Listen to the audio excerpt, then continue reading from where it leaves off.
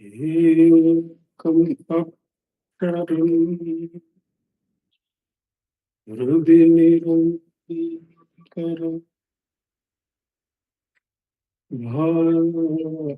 भास्वति स्वयम्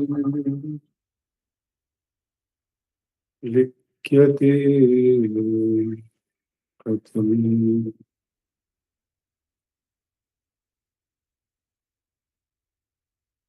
हृदयकुहरमध्ये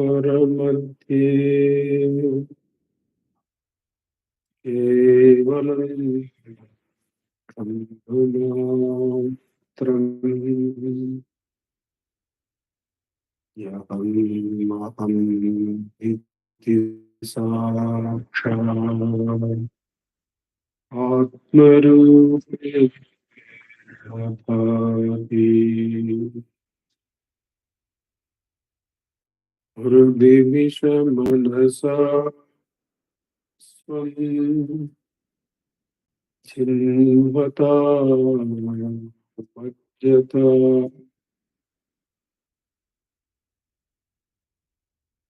पावनचरणरे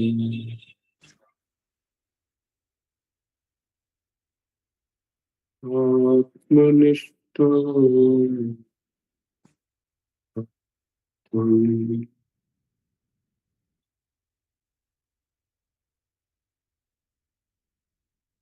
देहं प्रपय जडाकम् अहं बुद्धनकस्यास्त्यतो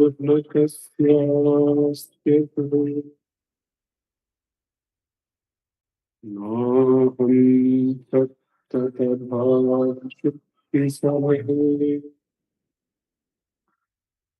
सिद्धात्मस्तद्भावः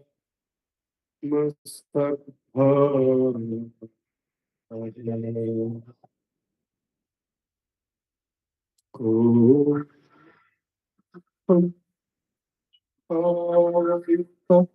पुत्रो परधिया दृष्टा दृष्टा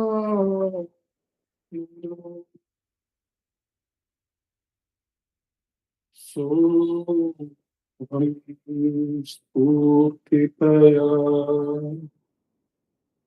अरुणाचल शिवः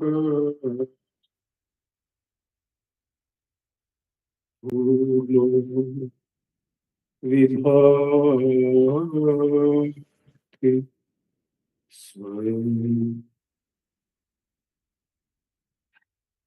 सोऽहं स्फूर्तितया अरुणाचल शिवः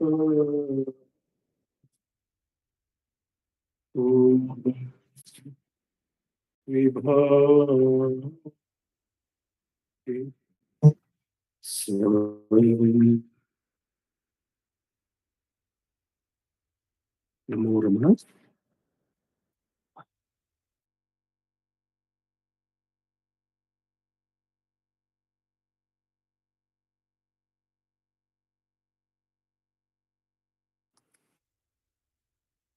By Bhagavan's immense grace, we have been meditating on Sri Dakshinamurthy Stotram, the Sanskrit verses rendered by Adi Shankaracharya, Bhagavad Father, and translated into Tamil by Bhagavan Sri Ramanacentre.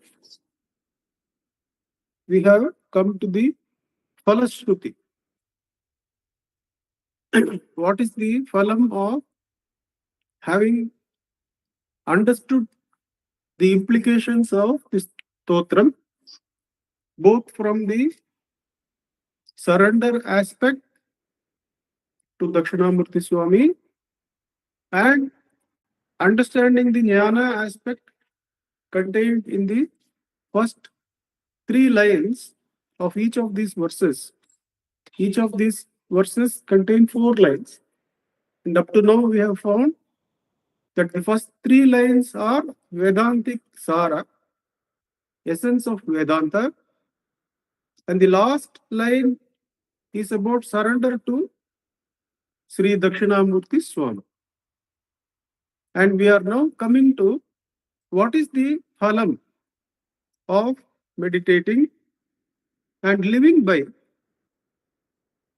the teachings of this stotram.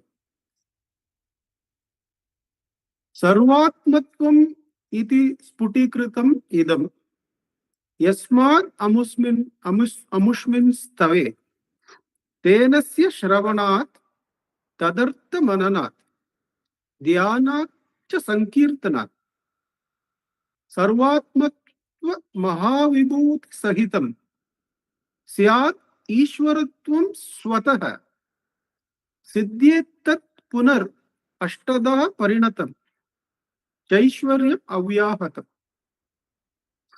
Avyahatam is without any obstruction.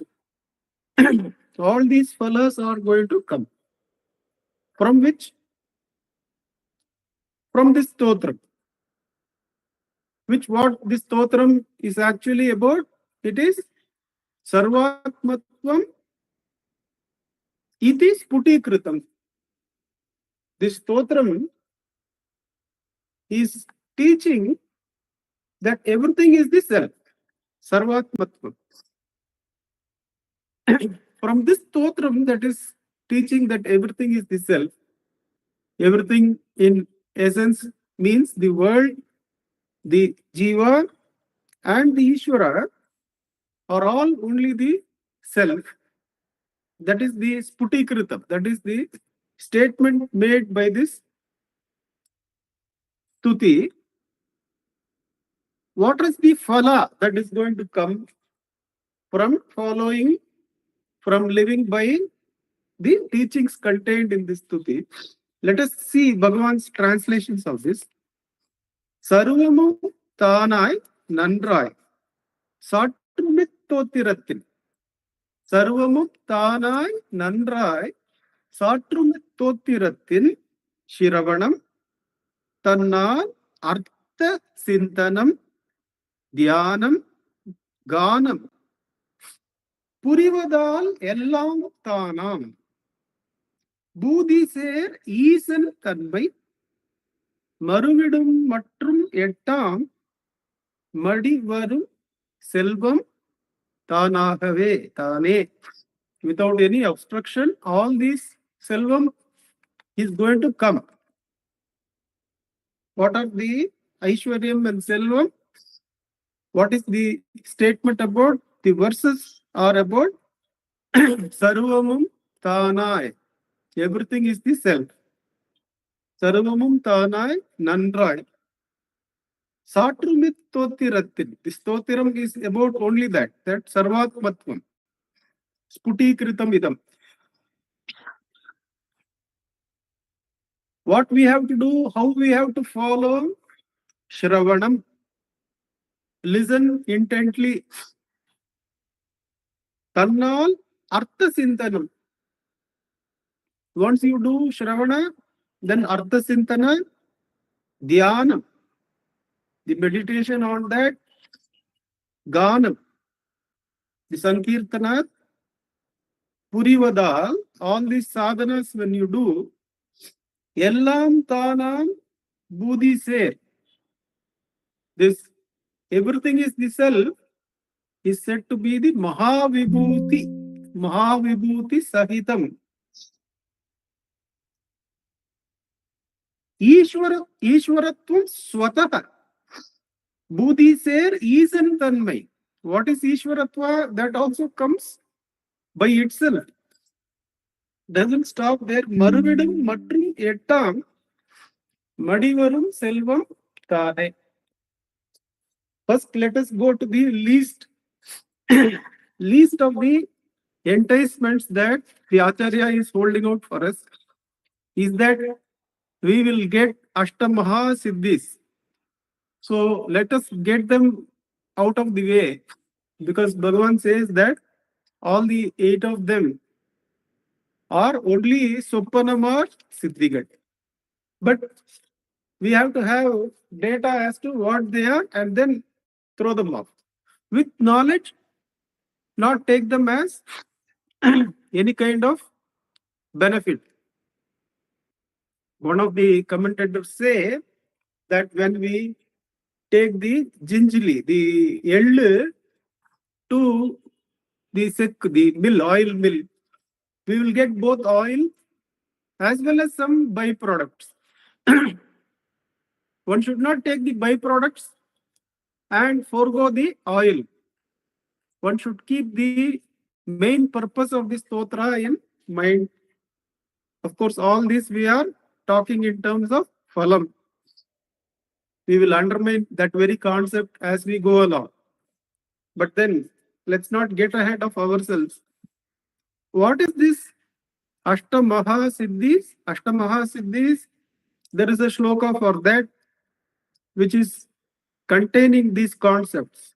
Anima, Mahima, Cha, Laghima, Garima, Prapti, Prakamyam, Ishitvam, Vasitvam. These are the 8 Mahasiddhis which we have to know and get them out of the way. Anima, Mahima, Garima, Laghima are all related to the dimension of big, small, heavy, and light. This dimension is where these 4 of the Ashtama Siddhis are concerned. Anima is capacity to become Anu-like, smaller than smallest. We know the story of Anjaneya Swami becoming small to fulfill the wish of the Lankini, the goddess, the guardian demoness in front of the gates of Lanka. She says, you have to pass through my mouth. You have to be my food. So he says, all I have to do is pass through your mouth, isn't it? Becomes smaller than small and passes through the gap between her teeth and comes off. So he says, your wish is fulfilled, you have to left me in. That is Anima, becoming smaller than the smallest. Mahima is the opposite, becoming very huge in size. Like when you expand your love to the whole of the nation, then you are called as the Mahatma Gandhi. The Mahatma Gandhi, that ability to extend your love to a large group, that itself is one of the Ashtamaha naturally possible for such a sadhaka. For him, that was not his mere possibility. He could love even his enemies. That through the love for non-violence, through the love for ahimsa, he expanded his love to include the enemies, so-called enemies in another area. That Shakti to expand your consciousness or contract it, we can see as Anima, Mahima, Garima, Lahima is to become heavy. So as to, what is the purpose of becoming heavy?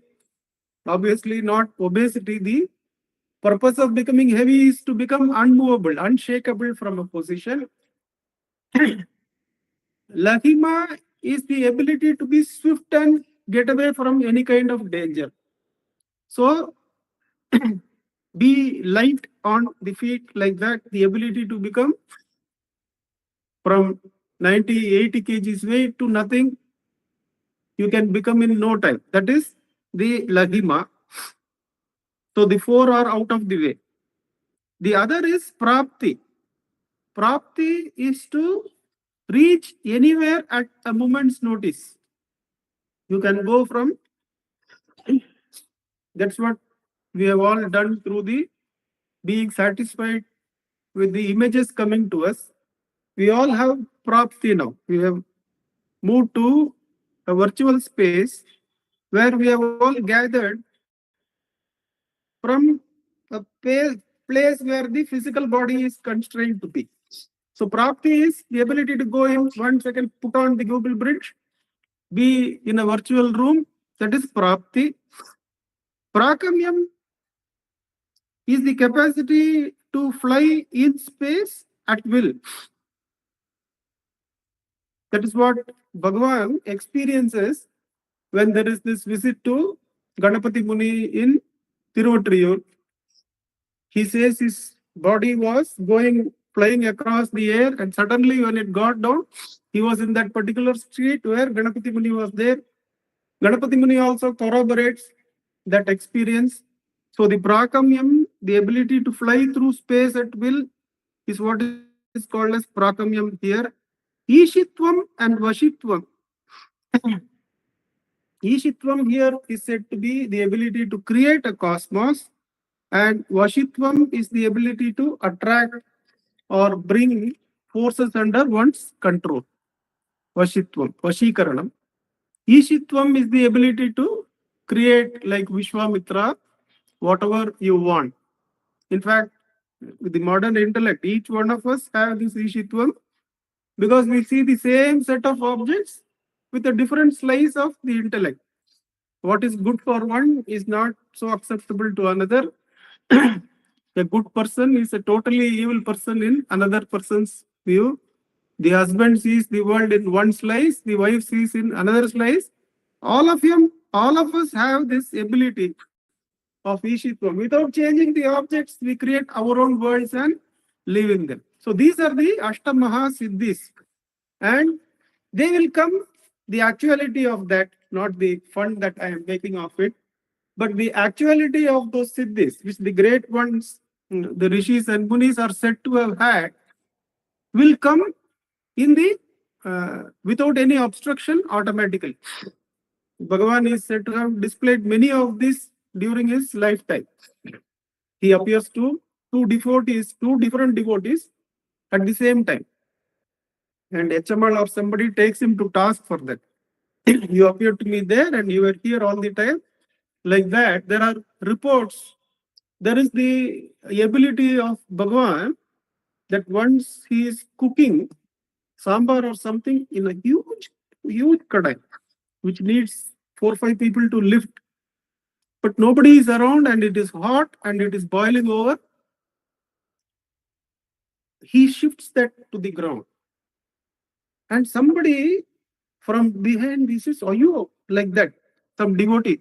And Bhagavan turns around and says, "Oh, you have seen like that." There are many instances of these things happening. But there are many instances of him being very normal like all of us. So, Bhagavan would say, to have the ability to see something far away, that is, let us say, the prapti, the ability to go. What is so special in that? Anyway, you need the seer and the seen. What is the fun in seeing something far or something near? There is no difference. You are as bound when you are seeing something far as when you are seeing something near. That is why Bhagavan would say that all these siddhis are bondages. That if you see a siddha better than you, you will feel jealousy, hatred, anger, and all that. And finally, you may increase your siddhi, you will meet somebody like Bhagavan, where all siddhis will fail. And there is proof for that, that there is a siddha who has this ability of fulfilling his desire to convert any base metal into gold. He has a mantra. The mantra Uchchadane would change the very configuration of the atoms. And it would become brass, would become gold. So he asks Ramana, instead of keeping quiet, he asks, "Can you do that?" And Ramana says, "I cannot. If you want, you do it and show." And one brass coin is taken from the audience and he chants that mantra and it becomes gold. It is handed over to Bhagavan and Bhagavan says, "Can this be repeated any number of times?" And he says, "Yes. Why don't you do just one more time?" And the second time, he takes the brass and does the Uchchadanam. The mantra doesn't work. Because in Bhagavan's Sannidhi, the ego becomes powerless. the ego is virtually dragged to the source. And all these siddhis have to be performed by an active ego, which is having a particular kind of power. All these powers become zero because na anya kinchana vidyate vimrushata. In the jnani's consciousness, there is no anyam at all. There is only the sarvatmatvam, which pulls the egos of those present towards that oneness. They lose all their miseries. The miseries include their ability to have these Ashtamahasiddhis. They move and merge in the ever-present glory of the self. Therefore, that is the discussion on the last part, the enticement that we will get something, some ability. What is the ability we will get as devotees? It is so simple to understand in Bhagavan's teachings.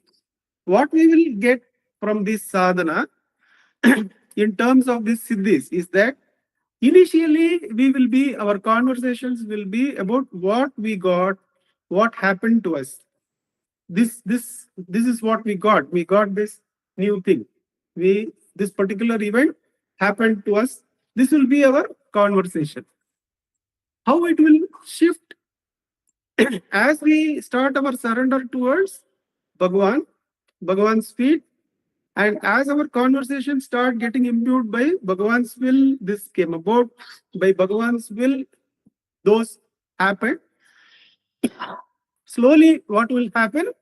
We will see that the happenings and the attainments are not important, but the point of view from which you see is more important. Whether you are seeing with a surrendered mind or a degree of surrendered mind or with doership. So the whole happenings and the whole attainments become irrelevant because we are not going to talk in terms of what is happening to us. The conversation itself will change.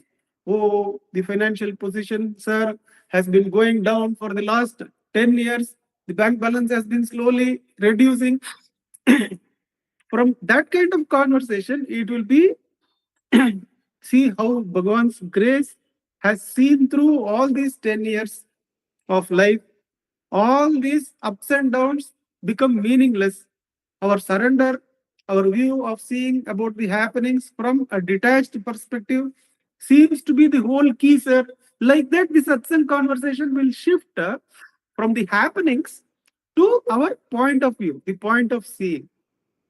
And from point of seeing, we will see that so many people have so many different views.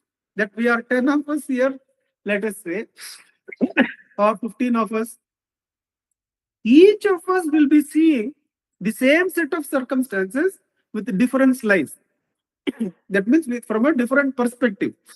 Therefore, we live in our own worlds. Let's say me and 3 others are there in our home here. The same circumstances are faced, but each of us have our own slice of viewing the circumstances. If you go to Bhagavan's meditation hall, there are 20 people meditating around him. The situation is the same. The physical situation is the same, but Bhagavan is living in a different dimension. Each of them is living in a different slice of surrendered life, displaying a different world of events to them. Depending on the degree of surrender, they will be talking about the world in different ways. That means what? What is the meaning of this? What is going to be our next step? The next step will be that if each person can see the same set of events in different ways, then none of them is true. Because one set of observation saying that that particular difficulty should never have happened to me, and the same difficulty another person engaged in the same problem says that is the most glorious thing that could have happened to me. there is this person who was the presidential candidate in US. The next presidential candidate, he was to be almost assured. Some book deal with some publisher, something not so savory has happened, and that was investigated into by Newt Gingrich, and he publishes all that. From that time, the whole whatever his plus points were there in this world, they all started crashing down. Within a period of 30 years, he became bankrupt, he became powerless, he became nothing. But when he was interviewed at that point, how do you view the being reduced from almost president to absolute nothing in your country? He says, this is the best thing that could have happened to me. For whatever reason, this is the only statement that is available in New York Times. His conclusion is, this is the only best thing that could have happened to me. That what would be normally considered as all the Aishwaryam have gone away, he says is the best thing because they have all revealed their true self, true nature. That means if the same thing can be called by one person as Aishwaryam and the lack of it be called as Aishwaryam by another, then not only are the objects irrelevant, they became irrelevant even to the surrendered mind, partially surrendered mind itself. Now our conversation start changing in terms of, is there any reality to any of these perspectives? If the same very thing can be called as absolutely the worst situation, and by another as the most glorious thing ever to have happened, then where is the reality? So from the happenings and the events, we shift to the degree of surrender we have, the perspective we have. From the perspective we have, we understand no perspective is real. Just like Jagrat makes Swapna as unreal, and Swapna makes sleep as unreal, and sleep makes Jagrat and Swapna as unreal. Each of those states make the other states unreal. The view of the same circumstances, same world, has Dukkham and Sukham. Buddhism says it is Dukkham. The Dvaita Marga says it is absolute bliss. Now, these are not ordinary people. These are not ordinary people who are commenting. They are apex individuals, apex intellectuals, seeing the same world. One person saying that it is absolute dukkham, and another intellectual, great intellectual, saying it is full of bliss. If the same object can be seen in this way and that, how can that object be real or the side be real? So therefore, we know that none of these views are also real.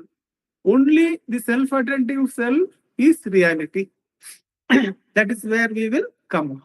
That what is the purpose of having Aishwaryatvam over something, or Ishwaratvam over something that is unreal? So even Ishwaratvam itself, which will be guaranteed as part of the phalam in this verse, one will not aspire for, and one will come to Sarvatmatvam.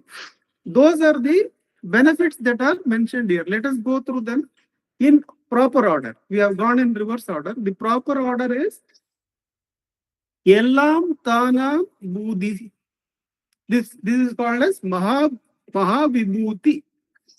Chapter 10 of Bhagavad Gita deals with the Vibhutis. Sri Krishna, chapter 10, verse 20, is quoted as Bhagavan's favorite verse from the Gita. One of the devotees, not satisfied with the 42 verses selected by Bhagavan, in the sense that that is too many. 700 is too many, says someone, and Bhagavan brings out the Saram as 42 verses. And someone asks, in these 42 verses to do dhyana are also too many. Please select one out of them as the heart of Bhagavad Gita. And Bhagavan selects chapter 10, verse 20, which is Ahamatma Gudakesha Sarva Bhutashayastita. I am the self, O Gudakesha. I reside in the heart of all beings. Aham Adischa Madhyamcha Bhutana Anta Evacha. Whatever may be the creation, take the whole creation, you take the whole act of perceiving the creation. If both these are taken as bhutas, I am there before they happen. I am there during their happening. I am there after they end. That means all those bhutas are ashashvatam, are happenings in me. Who is the reality? The Atmaswarupa of Sri Krishna is alone his reality. Therefore, only those who cannot meditate on the self as the vibhuti of Sri Krishna are given the other vibhutis. How the chapter begins is that the self is the vibhuti of Sri Krishna. Only those who cannot meditate on the self, they are given the other vibhutis to expand their consciousness. Instead of being constricted, when you meditate on the vibhuti of Sri Krishna, your consciousness starts expanding. How far it can expand? Till it comes to the Sarvatmatvam, which is mentioned here. Sarvatmatvam, Yellam Tanam Budhisir, Easan Tanmai. What is this Easan Tanmai? The Easan Tanmai is the Spuranam that can stand alone. The Spuranam taught by Bhagavan as Aham Aham iti Atma Rupena Bhati. We find that in Ulladu Narpadu verse 1. Bhagavan says that Nam Ulagam Kandalal. Since we see the world, from where does the relationship start? The relationship starts because we see the world. The world does not come and say that I see you. It is the seer who is seeing the world. Now, Ulaham Kandalal, Nanavam Shakti Ula, Or Mudalai, Oppal Urudalai. It is agreeable to accept on one root power, one root Shakti behind these three. What are these three? These three are the seen world, the seer, and the act of seeing. Behind these three, it is acceptable that there must be one power as the Adhara for these three. Urutalaye, Namavuru Sittiram. Namavuru Sittiram is the world of names and forms. Parpan, the one who is seeing that, Ser Padam. This morning, while we were reading this verse, we came upon this point that usually the seer sees himself separate from the Nama Rupa Jagat. But Bhagavan says they are one. There is Ser Padam. And in one of the talks, when Bhagavan is asked, Bhagavan, who connects the karma with its phala? The karma seems to have happened 10 days back, 20 days back, 300 janmas back. But then there is a connection and I have to experience a phala now. Who connects? And Bhagavan says, you. You are the one who connects both. That means the seer and the seer are connected by whom? By the act of seeing. The thinker and thought are connected by what? Connected by the act of thinking. So what is the thread by which the canvas or the screen which brings together the seer and seen as one? Because Bhagavan says, Ser Padamu. The Ser Padam is the togetherness of seer and seen. How is this intricate connectivity brought about? By you and me, by me seeing you and you seeing me. By this very act, Sambandha is created, and by these fine threads of relative consciousness, this whole material world of thoughts, emotions, and objects get connected as one canvas. What is it that connects? What is the thread that connects? It is the relative consciousness that I see, I think, I know, I emote These are the bandham, these are the threads with which the canvas is connected. But this perception that I could have separated myself from the rest, and that is how I feel. I get one extra AC into my home, I feel better off than the rest, and so foolish it is. Whereas all the time we are all connected by this relative consciousness as one. What is it that allows to see this oneness? That when I am sitting in Atma Vicharam, that when I am sitting in who am I, as part of the sadhanas, which we are going to see, as one of the sadhanas to realize the teachings in this work, I am sitting in Atma Vicharam. When I see that I am separate from the rest of the world, it is Nandakumar doing Atma Vicharam. But when I see that when I am sitting in Atma Vicharam, the whole Prakriti is sitting in Atma Vicharam. Then the Parvati Amman meditating in Tiruvannamalai under Gautama Muni's instructions, seeking to be one with the Ishvara, is who is meditating inside. She is meditating all the time. She is not somebody who meditated for some time in Tiruvannamalai and went away. If the self is within us, Parvati Amma is within each one of us. If the as the Atmaswarupa is within us, Parvati Amma, whose meditation is described by Bhagavan, is within each one of us. All we have to understand is that by the relative consciousness, all the relative things are tied up as one, interconnected intricately. So they are all together. The entire Prakriti is one. And the eye of the Prakriti is asking, who am I now? And Bhagavan says in talks, Parvati sees a light which envelops everything. She is the Prakriti. She is the whole of the created universe. And she sees a light and says that since I can see this light, since this light is within the limits of my perception, it cannot be the self. And she continues her investigation. She continues her vichara till she abides in the self of all.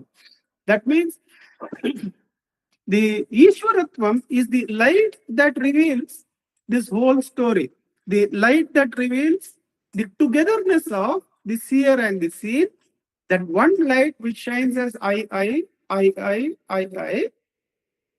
that has these two roles. One is it reveals the whole story. That is why it is called as Mahadipam. Here in our first verse in Ullavanarpadu, Serpadamum Arvoliyum. It is not the relative light that connects this thing and that thing and this. It is the Arvoliyum which reveals everything. The whole story stands revealed by the self-luminous self, the existence consciousness called Arunachala. The aham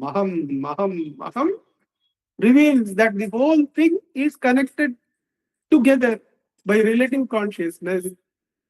So Bhagavan says, whenever your relative consciousness arises to catch hold of a thought, you understand you are going to add one more silken thread to the canvas, but withdraw that light going after that thought, withdraw that.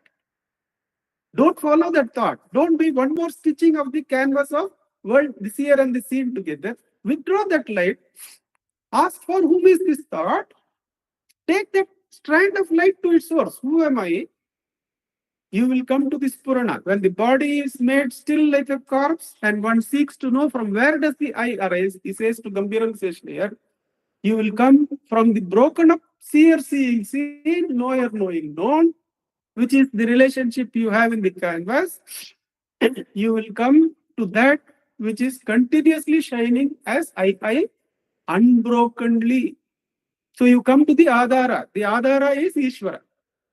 The Ishvara is the one who allows you to have the overall perspective that everything is connected. And the light that connects is not merely the light that connects, but is a projection from this Purana, which is of a totally different dimension, which does not have the seer seeing seen, the knower knowing known, the waking dream and deep sleep. So this Purana has these two roles. One is, it is the Adhara for all this Namarupa Ulagam, Parkum, Parpavan, Serpadam. For all these three, what is the Adhara? The Adhara is the light that reveals. At the same time, the Ishvara or that light that reveals can remain independent of the world. The world is only a kalpitam, is only a projection on the Satchitta, the real consciousness or the consciousness that is ever aware of its existence. That is the aham of the Ishvara. The triads of knower, knowing, known, seer, seeing, seen is kalpitam on that. But to come to this, you cannot remain fragmented there. You cannot remain fragmented as seer and seen and see some values in the seen. We said how that journey from the seen to the seer and from seer to the self comes about. From the happenings in the seen, with surrender, one understands about the higher power. Then one sees many perspectives and says that none of those perspectives could be true, but starts coming for that one light from which all these perspectives have come. So aham is the shining nature of Ishvara. Now, having understood this whole thing from the first verse in Ulladana, that Sittiramum, Parpanum, Serpadamum, Aroliyum, Attanayum, Tana, Mavan. All these are nothing but the self. This self does not even have this Purana. What is this Purana? This Purana is the Maya Shakti. The Maya Shakti is because there is the self and a wondrous power not apart from the self called Maya Shakti, which is the first desire to know oneself. What is this Maya Shakti? Maya Shakti arises because there is a desire to know oneself, and that very desire to know oneself creates the self-ignorance, because knowledge and ignorance rise together. So this Purana is the first nature of ignorance, that there is a need to know oneself. Bhagavan says to Gambiram Seshayar, hold that self-knowledge, hold that Purana. That first desire is to be held to eliminate all other desires. If you hold on to this Purana, it will eliminate all other desires. It will, if you hold on to it and be still, he says to Gambiram Seshayar, this Purana will become quiet. It will remove your I am the body idea completely, and it will become quiet. That means the self is not even this Purana. The Ishwaratvam, like light, fire lit on camphor, quietens into the self. And one who has come to the self, which is Sarvatmatvam, which is the Namarupa Ulagam, Parpan, Serpadam, he is also the Ishwaratva, he is also the Spurana. He has identified with the Spurana also. But he now understands that that Spurana has arisen because of the first ignorance. Though that is the most powerful thing. That Shakti of self-attention is most powerful because all other powers are in triads. All other powers are in seer, seeing, seen, knower, knowing, known. None of them can come and affect the power of self-attention. No power in the triad world, no power in any world can come anywhere near self-attention power. But the self-attention power obviously doesn't have any interest in the triads. Now, do we need the power of self-attention or just being?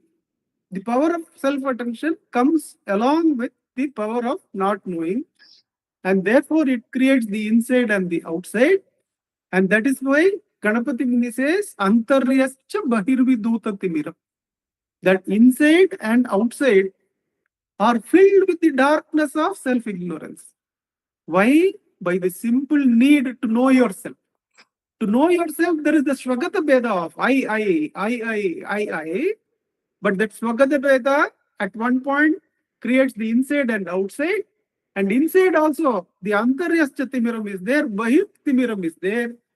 But who is Bhagavan? Bhagavan is Jyotirmayam Shashvatam. Sthanam Prapya Virajate Vinamatan Ajnana Munmulayan Pashyan Vishwamapidam Ullasatiyo Vishwasya Pare Paraha. He is this Purana who is always knowing himself. He is able to permeate the whole world, see beyond the world, because he is seeing the self in all. But that power also quietens when one holds that and keeps quiet. This Purana also becomes silent.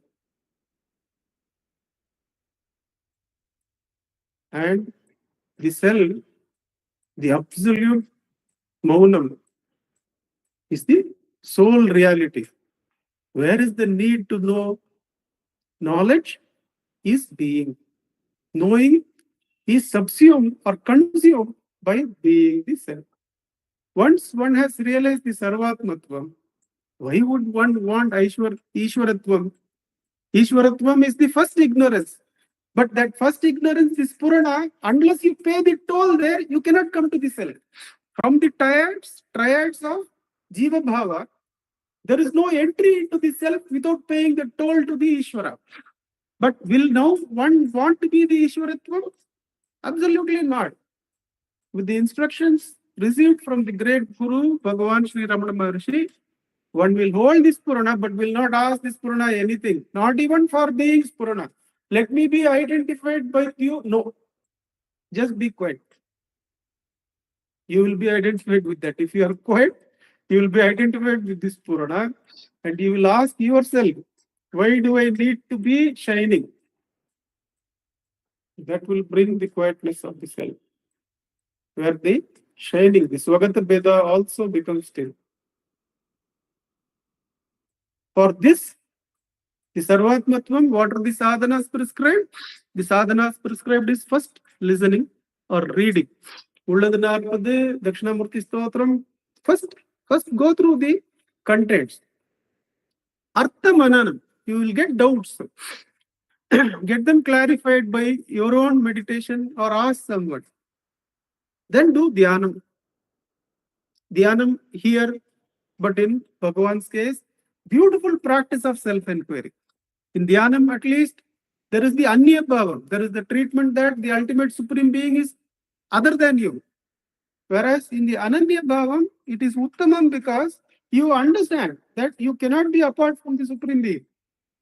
There is no arrogance to say that I can stand apart from you and think of you and meditate on you. That you are permeating all the objects and you are permeating me too. Therefore, I am going to search for you only inside me. That practice of self-enquiry, Bhagavan calls as direct path. You also have the other sadhana of Sankirtanam here. Sankirtanam can be taught as the singing of that Kirtanam.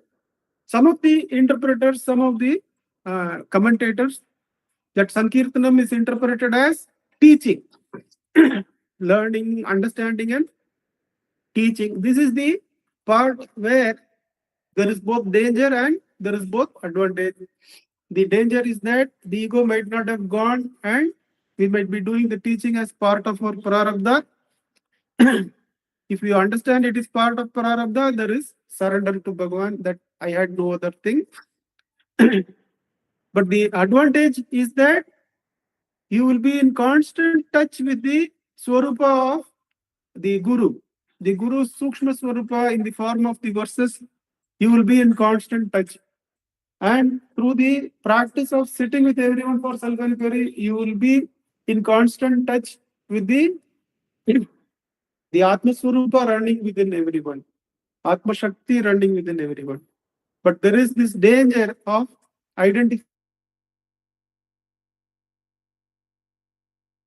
as the Guru also, and just does the self-enquiry. So the Sankirtana, like if a practiced singer like MS is singing Dakshinamurthy Stotram, or let us say Bhaja Govind.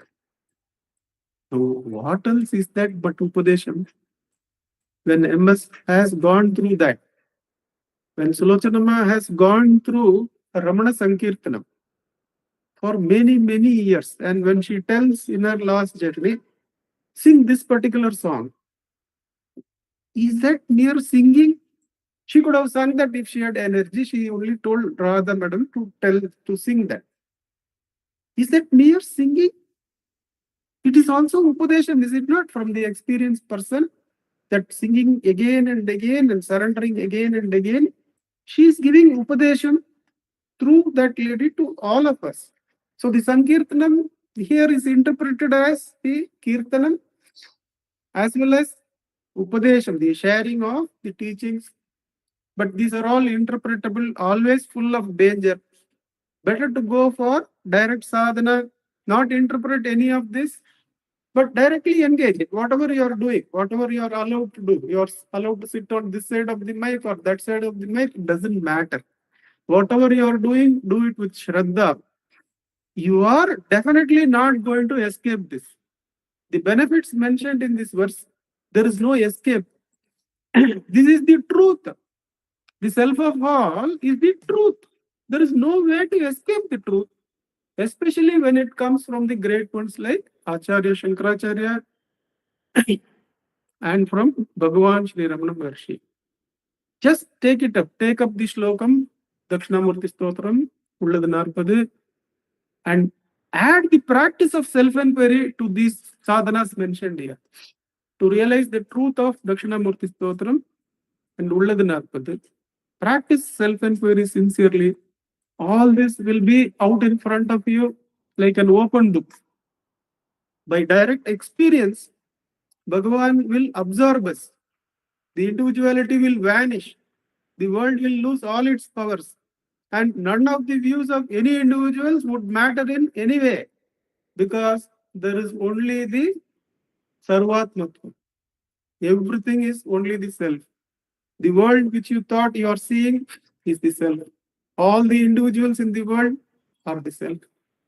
The Ishvara, the Spurana, which is the one light which revealed the whole picture to us, is nothing but the absolutely quiet self of all. Om Namo Bhagavate Shri Ramanaya. Let us sit in Atma Vicharam for 5 minutes at least, and then listen to Akka. Ujjwalji, please set the time for me.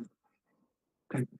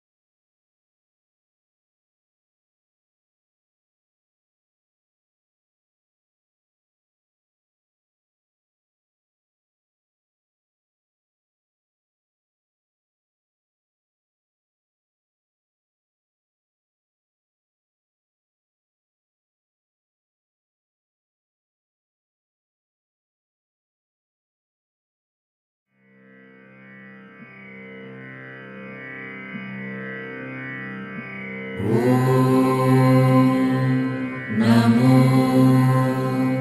भगवते श्रीरमणाय।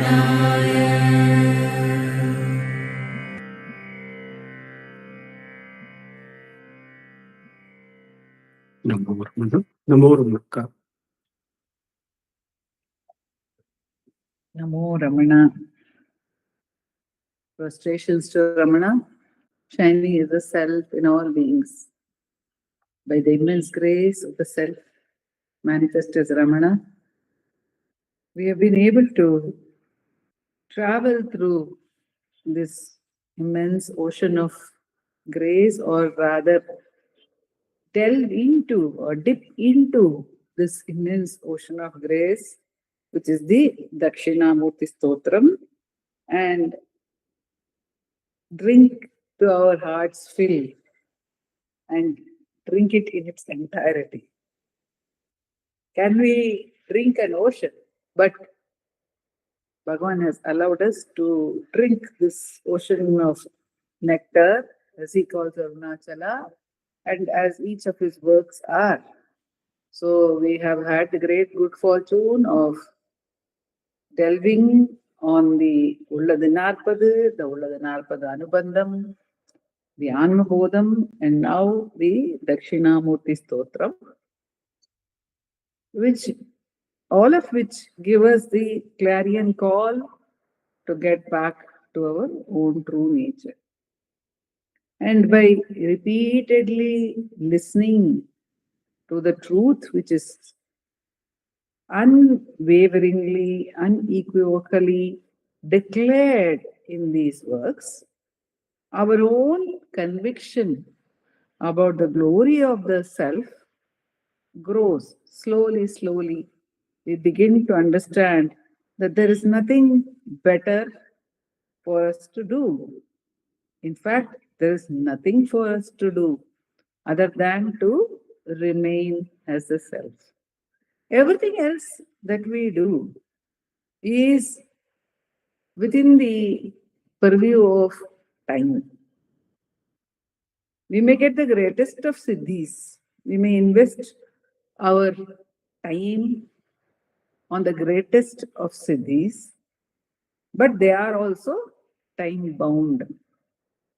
And they will pass away.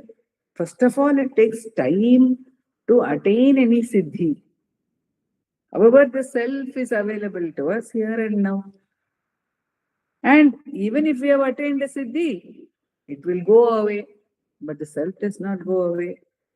So that is, Bhagavan says, that alone is the greatest siddhi, as Nandakumarji referred in the beginning of today's sharing. Pirasiddhiyalam soppanamar siddhigale. All other siddhis are just like mere dreams. And what is the greatness of that? Say, for example, if we can achieve anima, we can become very, very small. Already the atom has reached that state. It is much smaller than we are. The smallest, even the small, there may be a smaller particle within the atom. So, how small can we get? The smallest we can get is as small as the already existing minutest particle. So, it's not something new that we would have achieved. Or if we say we have become very large, people have experienced.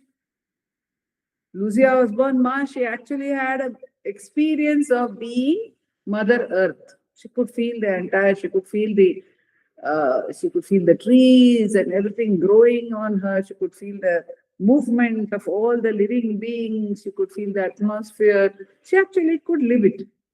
In Bhagavad Gita, there is a mention that one can feel that one is a Virat Swarupam.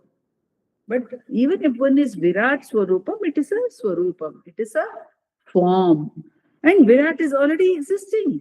The universe is already existing, and there are several universes. So, how wide can we get? We cannot get wider than that which is already existing as something wide. Similarly, if we want to get heavy, the earth, can we get heavier than the earth? Or whatever is the heaviest existing object, or can we get lighter than the air or lighter than ether? We cannot do that.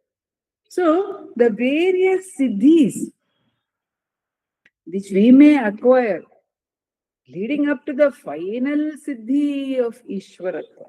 Of course, the physical siddhis, Bhagavan gives a sweet story of Gorakhnath and Prabhulinga, where he says Gorakhnath was a yogi who conquered all the elements. His body became invincible. It could not be burnt, it could not be drowned, it could not be put under the earth, buried also, it would survive like that.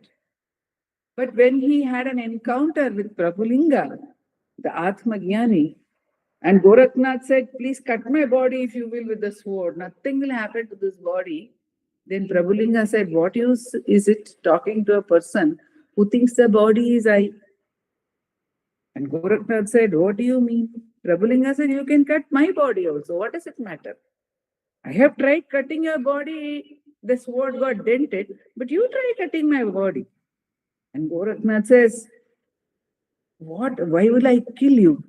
He says, don't worry, I am only asking you to do it. So when Gorakhnath, Bhagavan says, when Gorakhnath took his sword with great force and hit Prabhulinga's body, the sword just passed across as if there was no body over there, as if it is passing through thin air. And then Gorakhnath surrendered and asked him, who are you? And he said, I am the self. I am the self, which shines in everybody. Guhesha, he calls it. So, what is the greatest siddhi of, how do any of the siddhis matter in any way? In fact, in a composition of Adi Shankara, which I may have repeated even earlier, which is called Anatma Shri Nigarhanam, to say that there is no Shri other than Atma. All Anatma Shri is of no use. All Anatma wealth is of no use. In that, in one word, he keeps on negating all these siddhis, the various things that one may achieve. And then he also says, Shambhor loke shasito va tata kim. What if you are the ruler of the world of Shambhu? Meaning to say, what if you are Shiva himself? What if you have even Ishwaratva? If you are not abiding in the self, there is no use. Of course, Ishvara is a Sarvajna. He is abiding ever in the self.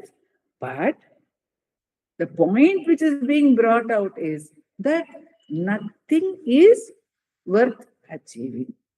And Bhagavan, very sweetly for us, he points out that if we say nothing is worth achieving, then it's too vast. We have to keep on negating, oh, this is not worth achieving, this is not worth achieving. How many objects will we negate? How many desires will we negate? But Bhagavan says, instead of that, just negate thought when it rises. Because thought is the need to achieve. It is a need to attain some siddhi. What is a siddhi for? Only in order to get happiness. So why do we think? We think in order to get some siddhi. Siddhi is actually, in very simple term, siddhi is fruition. It is the fruition of action. It's the fruition of desire. So, siddhi means it has been achieved. In order to achieve something, thought rises. Therefore, you inquire, says Bhagavan. Even as thought rises, inquire. What is the siddhi that you are going to get from the pursuit of this thought? There is no siddhi which is worthwhile apart from the self. And in terms of the path which has been delineated for us in this, there is a chapter in Ramana Gita on Shravana Manana Nididhyasanam. Ganapati Muni has asked Bhagavan to tell what exactly is Shravana, what exactly is Manana, what exactly is Nididhyasanam. And Bhagavan says, though listening to scriptures is said to be Shravana, perhaps on account of having listened to all these scriptures, the real Shravana happens.